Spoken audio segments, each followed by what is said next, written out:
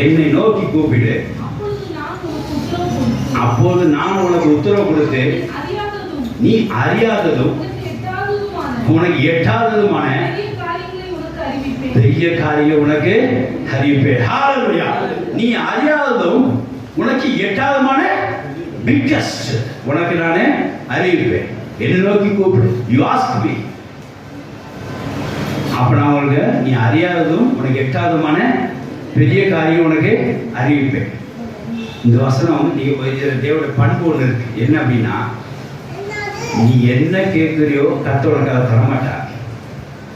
என்ன கேட்குறியோ அதுக்கு மேலானதே கர்த்தர் உனக்கு தருவார். ஹல்லேலூயா. இது தேவனுடைய ஒரு பண்பாகும்.